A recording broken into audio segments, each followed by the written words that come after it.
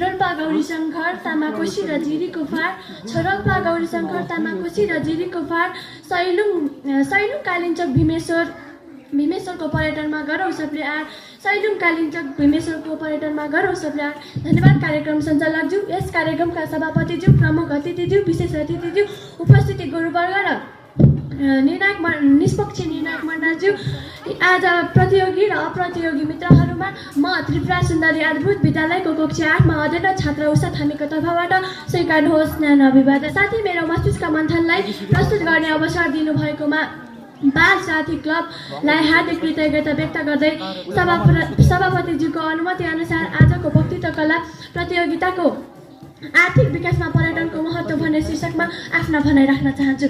सभाध्यक्ष महोदय, आर्थिक भन्नाले पैसा सम्बन्धित कारोबारलाई जनाउँछ भने विकास भनेको कुनै पनि देशको आर्थिक, सामाजिक र सांस्कृतिक क्षेत्रमा देखिने सकारात्मक परिवर्तनको निरन्तर चलिरहने प्रक्रिया हो। त्यसैले पर्यटक भनेको प्राकृतिक, सामाजिक, ऐतिहासिक र धार्मिक अवलोकन गरी मनोरञ्जन गर्ने बाह्य र आन्तरिक पर्यटक हुन्। सभाध्यक्ष महोदय, हाम्रो देशमा प्राकृतिक सौन्दर्यले भरिपूर्ण देश हो। यहाँ हिमाल, पहाड, छाँगा छहरा, कुना कन्दरा, देउरालीको भन्ज्याङ, उकाली ओह्राली, वन जङ्गलको हरियाली र तरेली परेको सुन्दर फाटाहरूले हामीलाई झकाएको देवताहरूले बास गरेको प्राकृतिक देश हो। यहाँका मानिसहरूमा मोह लगाउने अर्थात् जादु भएर नै होला यहाँ वर्षेनी स्वदेश र विदेशबाट लाखौँ लाख पर्यटकहरू आउने र जाने गर्दछन्। विश्वका 14वटा अग्ला हिमालहरूमध्ये अग्लो चुचुरो र सगरमाथा लगायत अन्य हिमालहरू पर्दछन्।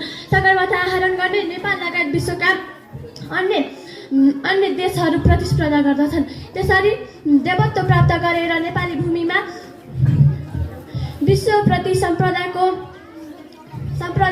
सूचीमा अन्य स्थलहरू रहेका छन्, जस्तै कि हनुमान दरबार क्षेत्र, पाटन दरबार क्षेत्र, भक्तपुर दरबार क्षेत्र, स्वयम्भूनाथ, बौद्धनाथ, चाँगुनारायण, लुम्बिनी जस्ता धार्मिक र ऐतिहासिक सम्पदाले भरिपूर्ण कला र संस्कृति जोगाउने नमुना पाउन सकिन्छ।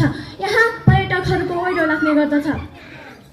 त्यसरी सगरमाथा राष्ट्रिय निकुञ्ज, चितवन राष्ट्रिय निकुञ्जमा सफारी चढी मनोरञ्जन गर्नेहरूको घुइँचो लाग्छ।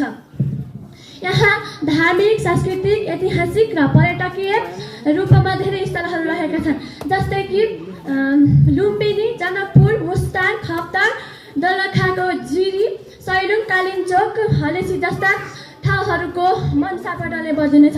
सभाध्यक्ष महोदय, बयान गरेर साध्य नहुने हाम्रो देशमा धर्म, जात, सांस्कृतिक र भाषा अनुसारका सांस्कृतिक र संस्कार रहेका छन्। पर्यटकका लागि राम्रो मनसुनी हावापानी, वातावरण र जीव जनावरहरू छन्। जस्तै भन्ने बुझिन्छ कि हाम्रो भीमेश्वर मन्दिरमा धेरै पर्यटकहरू आउने गर्दछन्, मुद्रा छोडेर जान्छन्। र अन्त्यमा म के भन्न चाहन्छु भने पर्यटकीय विकासको अर्थतन्त्र बदलिने मेरुदण्ड हो, प्राकृतिक देन हो, अनुशासन सिकाउने जड हो भन्दै यहाँबाट बिदा हुन चाहन्छु। हस्त धन्यवाद।